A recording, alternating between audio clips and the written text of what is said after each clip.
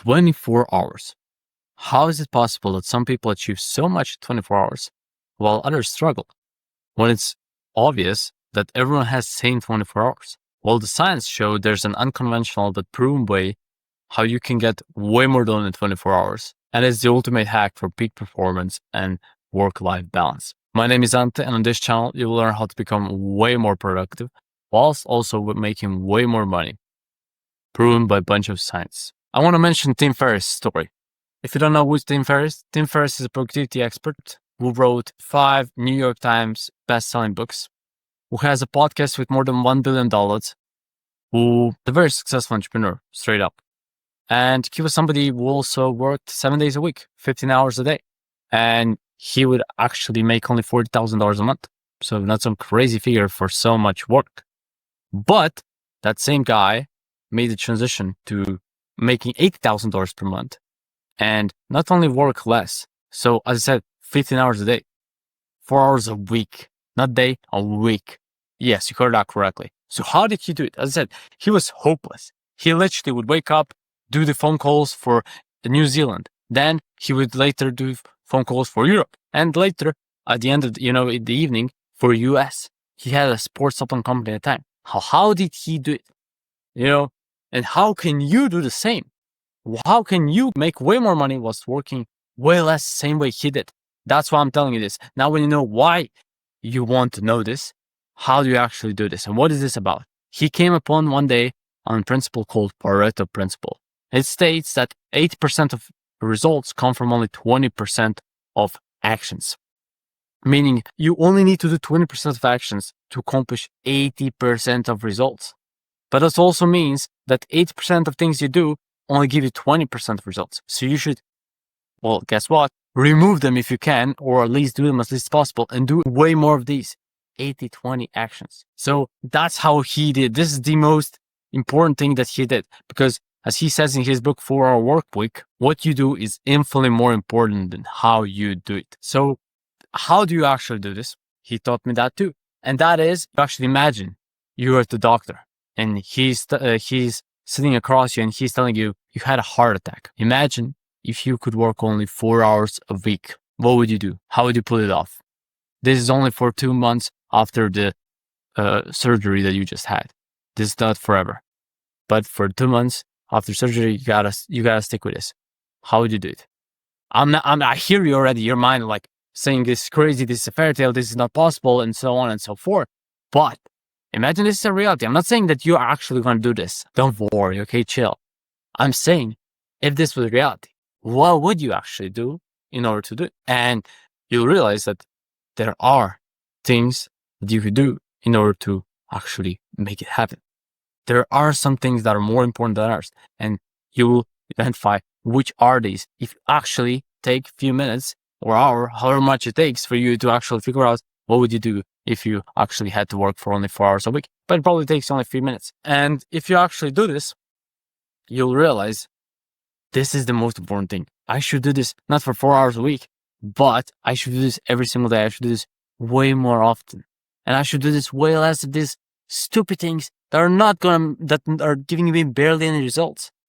This is the most important things. But second thing that he learned is something called Parkinson's law. This made it so he could actually work 4 hours a week, not only by doing less things, but also doing each thing way shorter. Now, why do you want to set short deadlines? To do equally quality work, but in way shorter time. So you can work less, but produce more results, make more impact, make more money, whatever drives you. To show how this is true, he shared an example of how in the college, he had to interview one company, make a complete presentation and present it to the class. And the day before he had to give his presentation, the company called him and said, you can't use a bunch of this information that we provided you. And he felt awful. He was like, what am I going to do? What am I going to tell to my professor? And he was like, well, professor, sorry, but there's no way I can do this. Pretty much the company told I can't use like 80% of the information that they provided me. I have to find a completely new company to interview and do the completely new presentation pretty much. So can you please give me an extension of deadline? Like there's no way I can pull it off, in 24 hours. And he was like, no, you'll be fine. And he gave me awesome advice. And that's the advice that I'm giving you too.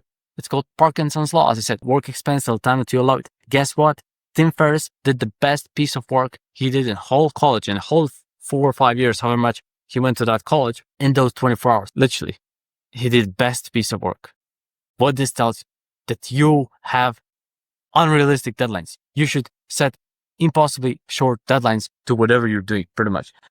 As I said, this will make it so you work less, but you work way more efficiently and you produce the same quality of work, if not better. You can also use, on the days that you work, something called work compression, meaning you don't work for 8 hours, 12 hours, however much you usually work.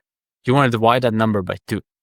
So if you work for 12 hours, start working for 6 hours. And you'll see how this will make it so that you prioritize what are the most important actions, and also so that you abuse Parkinson's Law on every task. You do it in way faster amount of time.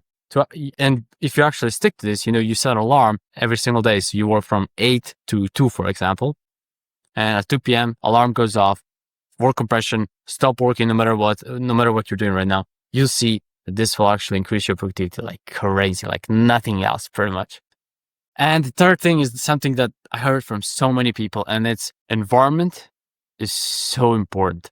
Literally, if you change your environment, it's so much easier to change your behavior. It's way better and smarter way than to try to actually force your behavior. So you, for example, want to work out, lose fat, pick up some new habit, whatever it is. And you most likely struggle with it and failed a majority of the times, It's the hardest is to actually make the habit stick.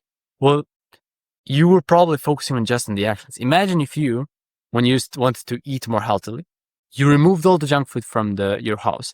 Every time you went to the shop, you pretty much were full. You ate like crazy. You were full. So you saw all the sugars and sweets, and you were just like, no, I'm not hungry at all. And you didn't take them because of that. Imagine if you in the kitchen had a bunch of apples, bunch of, a fruit that you really like. Imagine that all the healthy food that you eat, you actually love. You actually, they feel better than the sugary treats and all and so on. As I said, what I'm giving you is examples of how your environment shapes your behavior way better than you just relying on your willpower and discipline. This is what helped me too with any habit that I wanted to make it stick. And for example, for your work, you want to do the same. Not only because it'll be easier to start working or picking up some new habit. In terms of work, you're going to be way more productive because you aren't going to get distracted.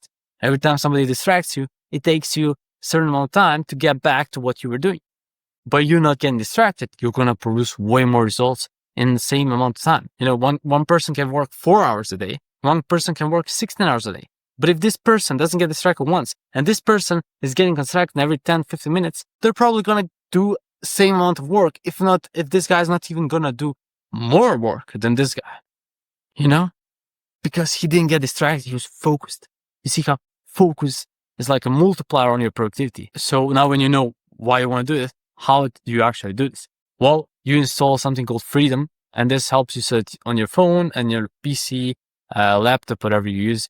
You cannot go on social media, forums, and games, and whatever you use to procrastinate once you set for yourself that you're going to actually work. You set a recurring session every single day from this time to this time. I cannot use this app, game, whatever it is, social media. And not only that, you also want to pretty much remove your phone. Like first, disable the notifications and put them in do not disturb mode so nobody can contact you. Put it on grayscale mode. This has also been proven that significantly reduces your screen time. And just put it as far away from you. Literally, not even in another room. Like that's the minimum that you should. But even more, you want to make it as high friction as possible so that you don't go to it. Because if it's, for example, if you live in a house and phone is in the basement, for example, you have to go all the way to the basement and you live all the way on the 3rd floor, for example, of the house or 2nd floor, you have to go all the way to the basement. Even though it's just a minute walk, it's in your house.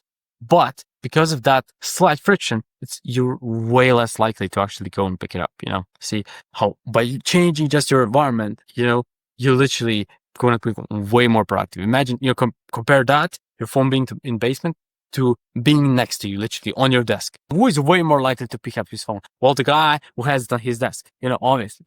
So That's one way. You can also use it, apply your environment physically, not only digitally, but by pretty much, letting some fresh air in, some natural light in, make sure you're hydrated, you're caffeinated, and make sure your workspace is actually clean and organized. By doing all these things, you're way more likely to crush your work or whatever it is. Literally, whatever you want to do, you can change your environment to make it way more easier to accomplish your goals. That's really it. I genuinely hope I helped you with this video, and I hope I will help you with each one in the future. So that's it. See you in another video. Bye.